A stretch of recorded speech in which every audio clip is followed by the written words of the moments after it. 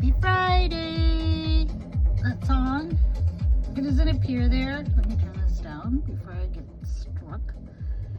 It's 78 degrees, 9:27, and it's called Moon Flare. I forgot by who. I just looked it up, but that's what it's called. It's a good song. Like it. Okay, what button? Stop it. There. I heard something click. What clicked? It probably hit that. I don't like it so dark in here. No moon tonight either. I don't see the moon. But the sky looks pretty. Oh, happy Friday, you all. We made it. Woo! That's all I can say. We made it.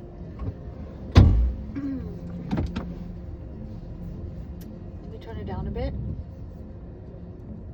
I think it's still too loud. Yeah, I had one hell of a week, you all. One hell of a week. And oh, the husband. The husband is why I had a hell of a week. You know,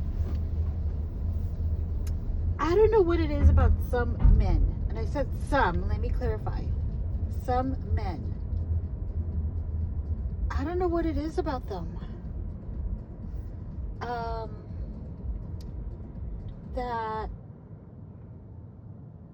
my radio is still too loud and I'm trying to ooh. I'm just gonna put it right there for now.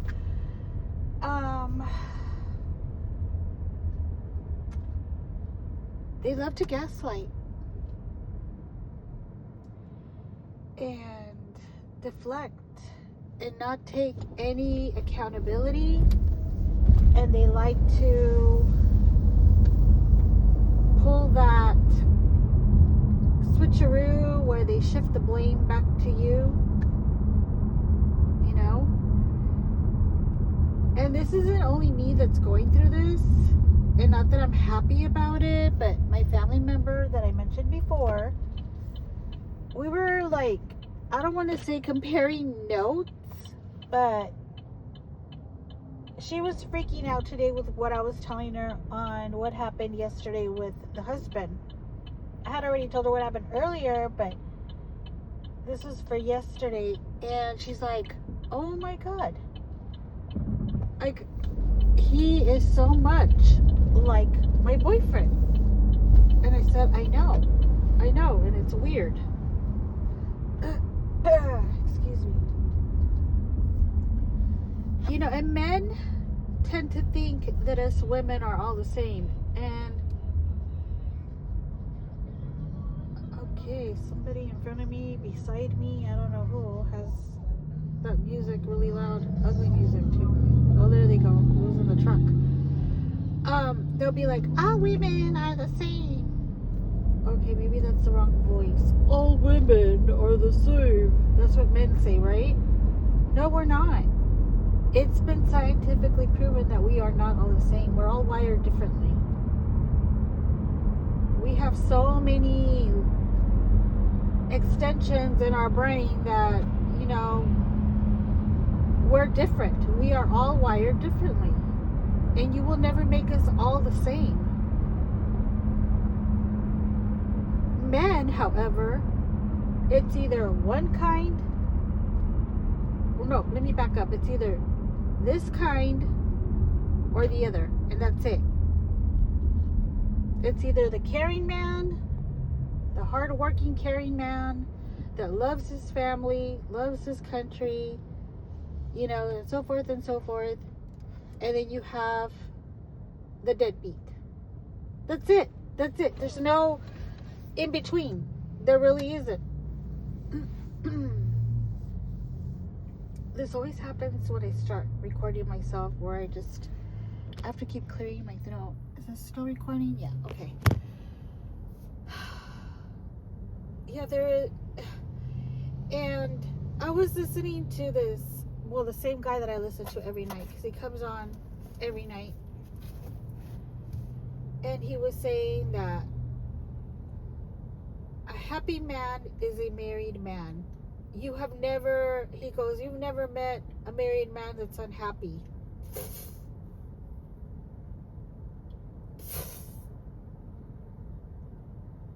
I'm like, is he serious right now? Really?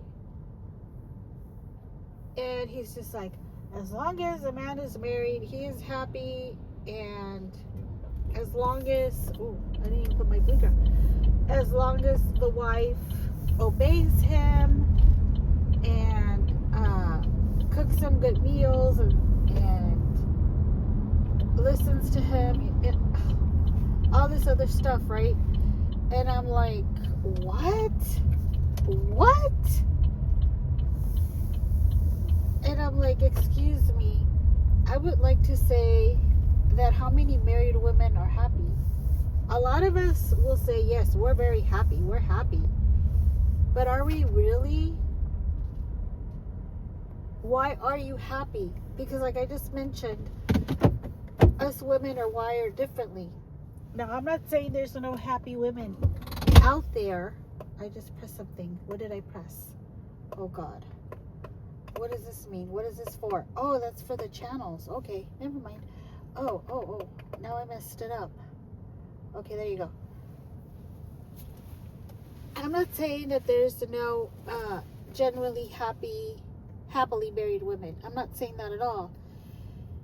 But come on, ladies. I mean, there's some of us that will say like, oh, we're happily married. Yes, I love being married. I love my husband. I love my kids. I love my career. I love that I'm a stay-at-home. I love my home. I love the dog and the cat and the fish, you know. And at night, we cry ourselves to sleep because we're so freaking unhappy. Because there's always something that's missing or not fulfilling our life. There's an emptiness in our heart. And so we go about life trying to figure that out, right? We're like, what it has to be that maybe I'm a stay-at-home, and it's got to be that maybe I just need a job and that'll make me happy. Yeah, that's what it is. I just don't feel like I'm accomplishing anything at home, and maybe if I got a job and made some friends and brought home a paycheck and helped with the bills, that'll make everybody happy there too. Yeah, let me go ahead and do that. So you go and you get a job and you start working, and you come home exhausted because you realize work doesn't end when you get home. Work was just your first shift. Your second shift is about to start as soon as you walk in through your door to enter your home. Whatever that may be. It could be an apartment or it could be a home. Doesn't matter. And what happens? You realize you just gave yourself double the work, and you're still not fulfilled, and you're still going to bed crying at night because you're like, this isn't working. I thought this was the answer, and I'm just so tired. You know, the kids are exhausting me now even more when I get home. And you're no longer able to be happy. You can't find that happiness anymore like you used to. So what do? You decide to quit your job. You put in your 2 weeks because you're like, yeah, this isn't working out for my schedule. You know, my kids are needing me more at home, as well as the husband. And yeah, I'm just letting you all know, thank you for the opportunity. Yada yada, right? And so what do? You're back to being a stay-at-home, and there you go again. You're fine for like the first couple of weeks, and once again you're missing something. And so while you're trying to find yourself, you're trying to find your place in life, you're dealing with this man in your life that's having some difficulties of his own.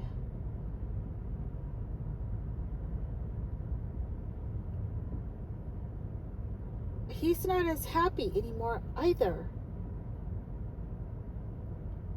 He's realizing that he's carrying all this weight on him of the family that he has to support, of deadlines that he has to meet, of literally busting his back at whatever job that he's doing. And he thinks that when he gets home, that's time to relax. But when he walks in through the door, he finds the wife having a tantrum because she had to deal with the kids all day. And now she hands him over the kids and says, now it's your turn. I'm going to go take a shower. I'm going to go take a bubble bath or whatever. And so now he's unhappy because now he has double the work.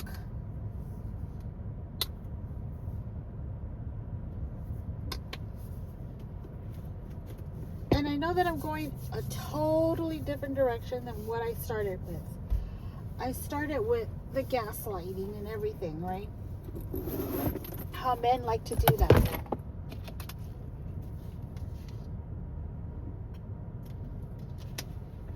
Which they do, by the way. Some men.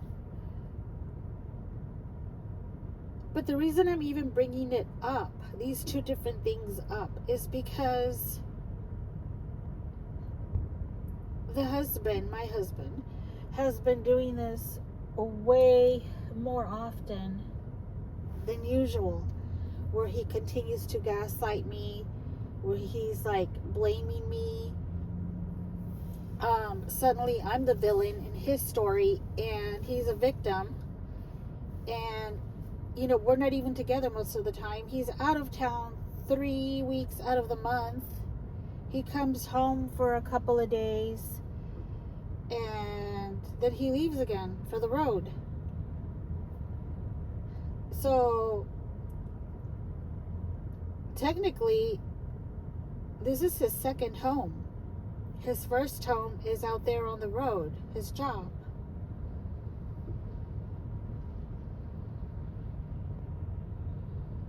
And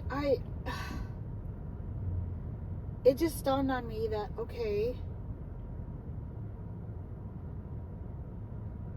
maybe he's going through what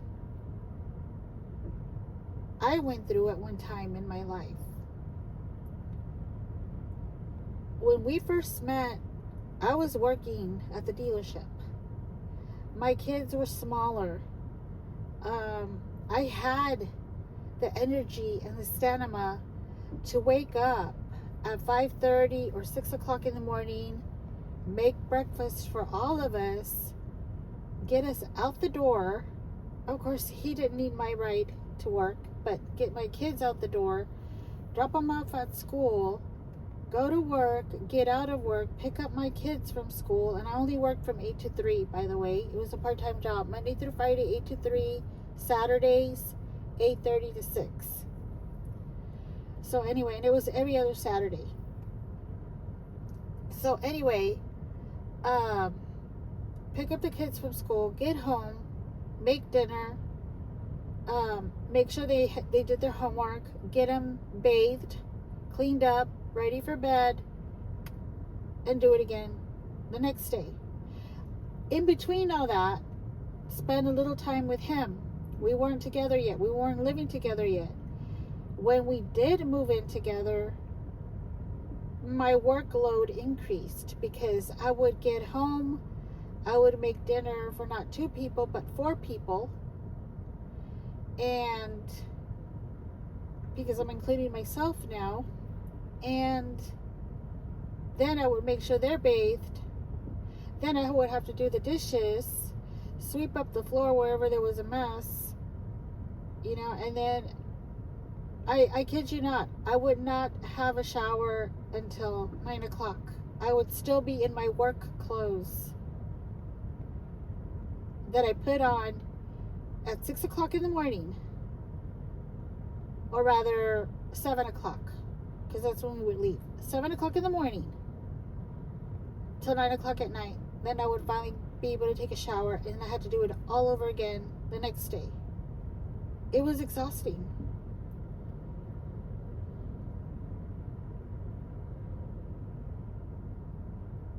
And I notice now that a lot of men are taking that load.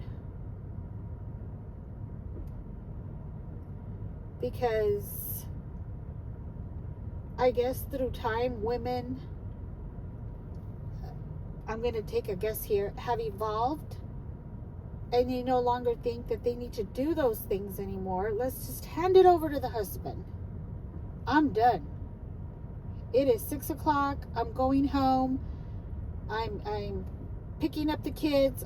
I'm going to feed them, and that's it. I am done. It is your turn, honey. And any issues that happen during the day at school, yeah, go to your dad. Dad, you need to talk to them. Teacher said this and this and this. You need to talk to them. I'm done for the day. I'm clocked out. Sorry. Get me tomorrow if I have time.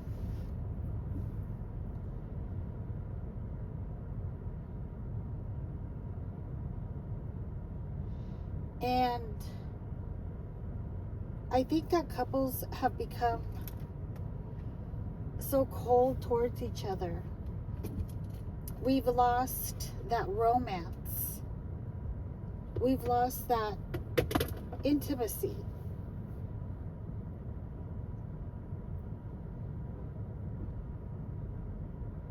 We need to bring that back. Biblically, that is now how God wanted us to have a marriage. That's not what God's definition of a marriage is. It's not delegating your responsibilities to your spouse or vice versa. It's something that should be shared.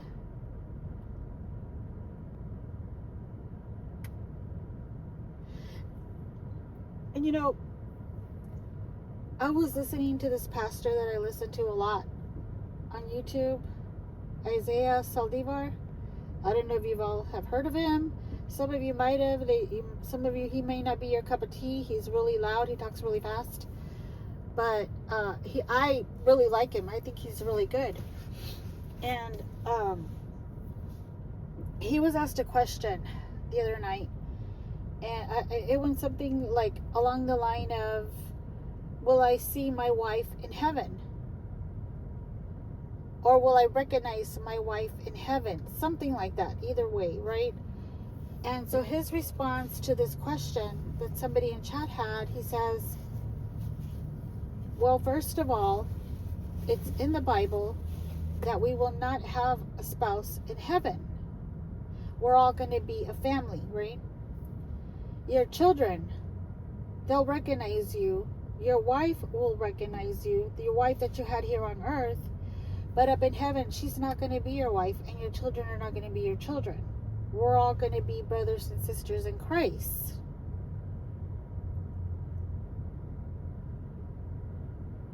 So then it got me thinking. So is this marriage thing? Okay, I'm not very good with putting my thoughts together. So you all, just be patient with me.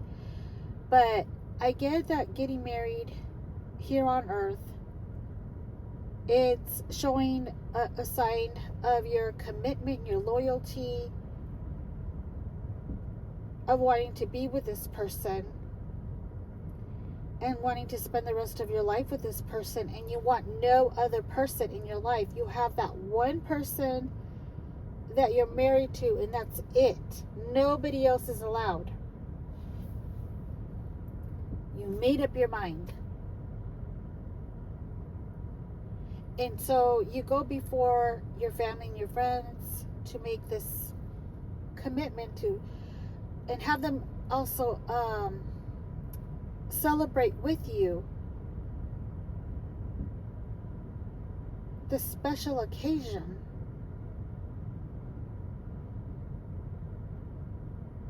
And you spend the rest of your life with your spouse. Let's hope so, because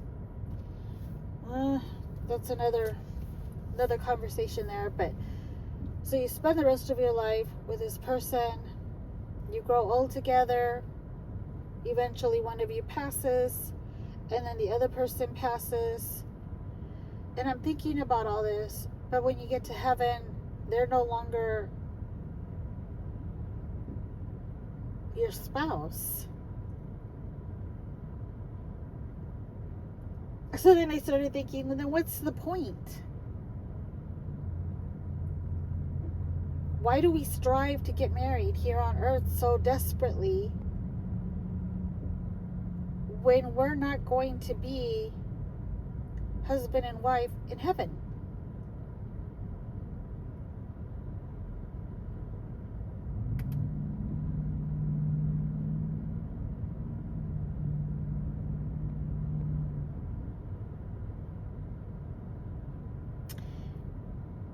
Thank you, Holy Spirit. See, right now he brought up Adam and Eve. He's like, I made Adam and Eve. Hello. Them two were together, and they had all these children from where Jesus came from. Yeah. So now I'm wondering if when they passed away, are they brother and sister in heaven, or are they still married? How did that work? Like, I'm assuming they're just brother and sister in heaven. I don't know. If anybody has an answer, let me know. But then I also started thinking, okay, so why is it so commercialized here on earth? Water break. Why are weddings so commercialized? Why are they $10,000 and up to get married?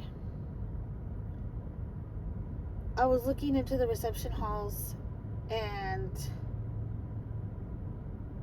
they offer you the basic meals. Some of them include the cake, some of them don't. And some also include the decorations, the table, the chairs, the music, which you would think, hey, for $10,000, that's not bad. Now, I said starting at $10,000. I didn't say it was $10,000. That's it. Starting at $10,000. And then I was like, shouldn't weddings be about the couple, not the guests? Because let's face it, the $10,000 isn't for the couple. It is for the guests. It is so that you can have all these people there, and you have to feed all these people and entertain all these people with music. Some of them will take a gift, some will not. And it shouldn't matter if you were already living with that person and you're married now after so many years, but some of them figured, oh, well, they've been living together, they have other stuff, what are we going to get them? They don't need anything, they have everything already. Without even thinking twice about, hey, you know what, why don't I just give them an envelope with money? That would help. But some of them won't do that. Some of them will go empty-handed. They'll just show up.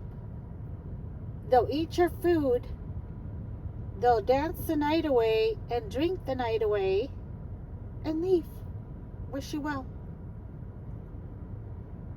The bride would have already spent $3,000 on her wedding dress that she's going to wear only one night.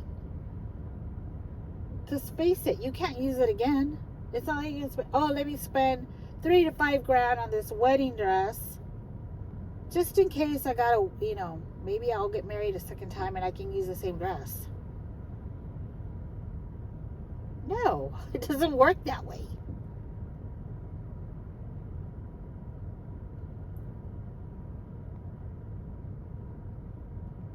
But what happened to the meaning of a wedding? Which is the couple, the vows, the covenant, the commitment. Our God as a foundation. What happened to all of that? When did it become about the cake and the gifts and the guests and the music and the partying?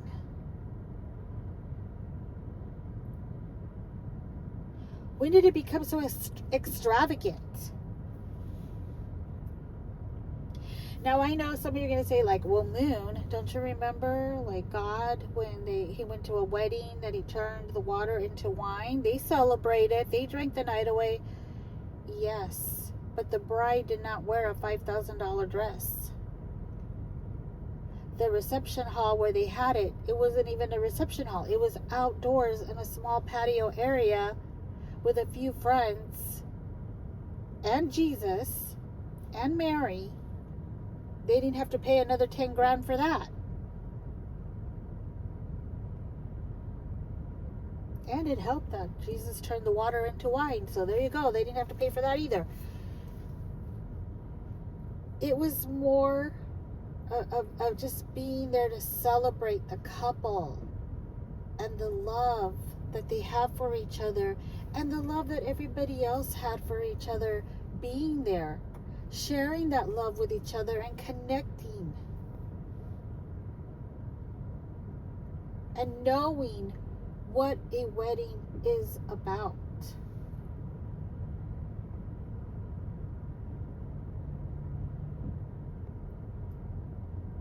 But we let the world come in and say, oh no. If you want to get married, it's going to cost you at least, the very least, $10,000. Yeah. And don't forget, you need to have the bridal shower, and then the groom has to have their boys' night out, or whatever traditions that, still exist, I guess. I don't know. I think, no, I wouldn't want all that. But, there's people that go all out. And if you ask me, and this is only my opinion, I'm just going to say it's dumb. It's stupid to do all that, because if you're the bride and you're going to go out with your girlfriends wearing that little veil, that little crown veil that you go partying with, and you're out with your girlfriends and you're wearing a t-shirt that says I'm the bride, and they're like friends of the bride, and you go drinking and you go to a strip club or wherever you decide to go, to a bar and dance together because, this is your last night as a single gal, as if you're never going to see your friends again. You're going to see your friends again. And let's face it, some of you have not been single. You are already living with a man, just like I'm already living with my man. So to me, it's just pointless.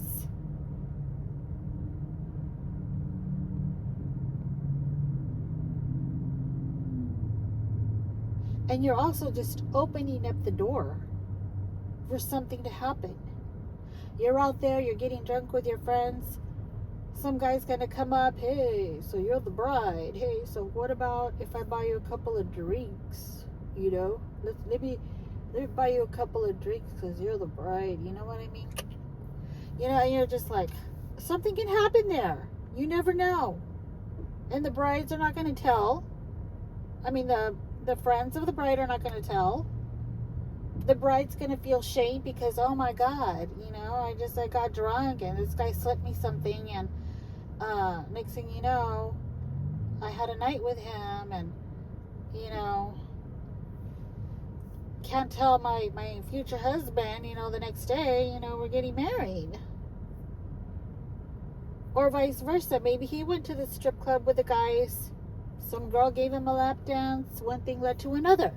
Why do you want to open those doors? No.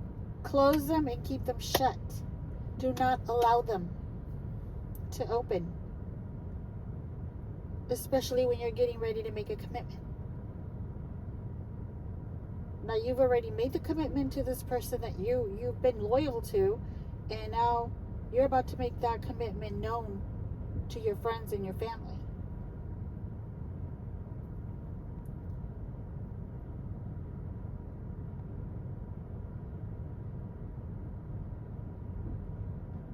I wish I could go even further with this, but I need to cut it now because it's already going to be 10 o'clock. My son's getting ready to get off of work,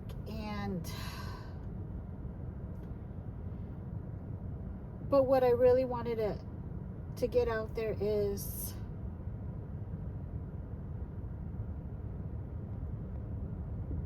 we need to start bringing that loyalty back into our relationships and helping each other out, being there for each other, understanding each other.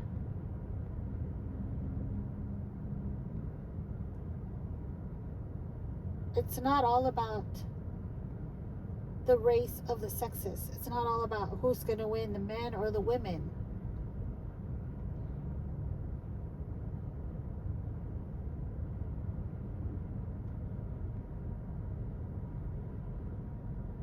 It's about love. And God is love. So I love you all. Have a fabulous weekend. Thank you for listening. And I will talk to you all again soon.